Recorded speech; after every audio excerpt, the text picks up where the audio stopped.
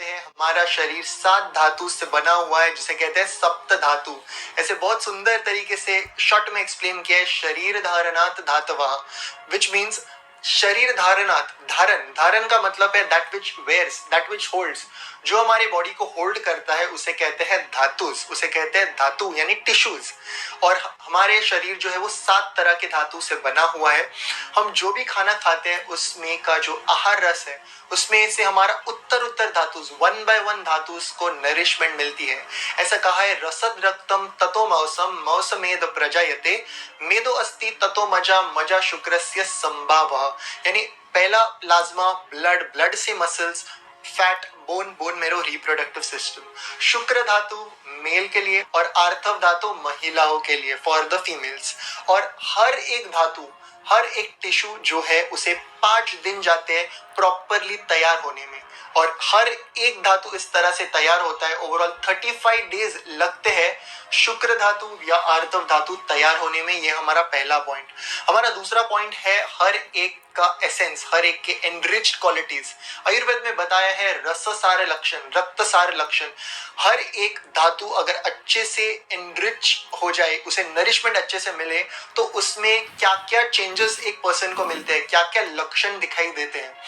ये सारे जो एसेंस बताए हैं, रस सार, रक्त सार, सारे जो एसेंस बताए हैं, इससे क्या बनता है? तो इससे बनता है एक तरह का एलिमेंट जिसे हम कह सकते हैं, एक तरह का धातु जिसे हम कह सकते हैं ओजस।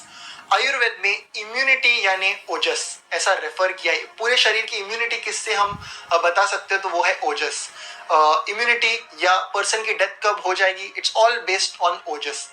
हर एक धातु का सार भाग, सार भाग यानी ओजस। ओजस के बारे में ऐसा कहा है, ओजस्तु तेजो धातु नाम शुक्रांतनात् परम स्मृतम, the essence of all tissues is the ओजस।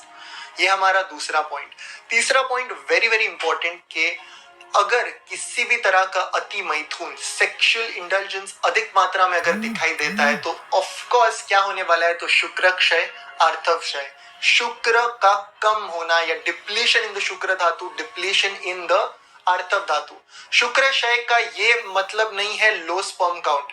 शुक्र क्षय के बारे में किसी और वीडियो में हम समझेंगे, that's a whole different topic. But शुक्र क्षय या रेगुलरली इजैकुलेशन, रेगुलरली इस एनर्जी को शरीर के बाहर निकालना, इससे क्या हो रहा है? तो सबसे पहले होने वाला है वात प्रकोप, increase in the air element, वायु शरीर में बढ़ने वाला है। एज पर आयुर्वेद ऐसा कहा है, यद ब्रह्मांड तत् पिंडते, यानी जो जो हमारे नेचर में है वो हमारे बॉडी में। हवा का क्या क्वालिटी, हवा कैसी है? तो हवा हर जगह होती है। उसी तरह से हमारे शरीर में भी हवा हर जगह होती है। कोई पित्तज विकार हो, कफज विकार हो या खून की बीमारी, रक्तज विकार हो, वायु हमेशा होता है। इस वायु को रेगुलेट, बैलेंस रखना, शामक यानी कम करना, बैलेंस स्टेट में रखना, ये बहुत ज्यादा इंपॉर्टेंट है, क्योंकि कंस्टेंटली वात प्रकोप एक बहुत अधिक मात्रा में हो रहा है अगर इस तरह का अति मैथुन, एक्सेसिव सेक्सुअल इंडल्जेंस दिखाई देता है तो। और क्या होने वाला है? अगर वात प्रकोप ज्यादा होने वाला है तो वात के कई रोग होने के ज्यादा चांसेस है। कफ, उसका ज्यादातर डोमिनेंस होता है बचपन में, pitta in the middle age and vata in the old age. आजकल पेशेंट्स को वात रिलेटेड विकार यानी degenerative problems, auto immune conditions, degeneration, stress, anxiety, depression, नींद नहीं आना, loss of memory, loss of confidence, जो भी ओल्ड एज प्रॉब्लम्स है, वो old age problems early age में क्यों आ रहे हैं? One of the most important reason is the excessive indulgence in sexual activity, ati maithun. So this is how the excessive masturbation is affecting the body in every single way. As per Ayurved ऐसा कहा है कि अगर इस energy को retain किया जाए, it travels in urdhvareti, it travels in the upward region and nourishes the brain in such a way that no dietary ingredient or no supplement can nourish the brain. इतना ज्यादा power होता है। अगर ingredients के बारे में will talk in some other video, zinc सबसे अधिक मात्रा में प्रेजेंट होता है जो हमारे हेयर के लिए, हमारे बॉडी के लिए, एनर्जी के लिए, which is very very useful. So overall it is definitely increasing the stress, anxiety, depression.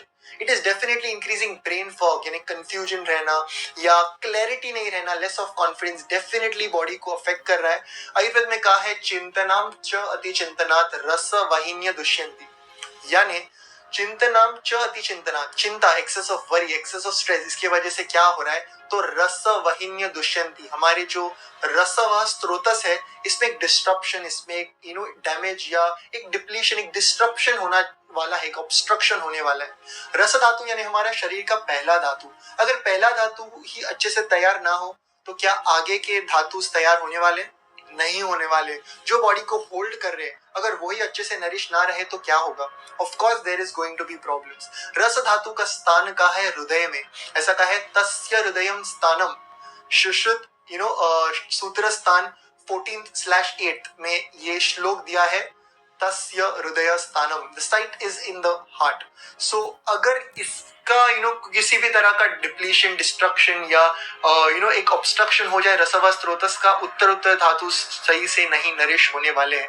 So in every other way it is definitely affecting our body if there is अति मैथुन, excessive sexual indulgence। अगर हम बात करें कि abstain करे तो क्या हो, अगर एक पेशेंट excessive sexual indulgence ना रखे 21 days, 30 days, 45, 90, 150 days के लिए अगर ये हैबिट फॉर्म करे, definitely there is more of clarity, mental clarity, more of self confidence in terms of, आप पढ़ सकते हो हर एक सार लक्षण, रस सार लक्षण, कई लक्षण बताए, रक्त मांस में जितने भी सार लक्षण बोले, एनरिच्ड क्वालिटीज बोले, वो हर एक एनरिच क्वालिटी एक पर्सन में दिखने वाली है, right from the skin, right from the weight, right from the hair, right from all the joint and all the aspect of the body.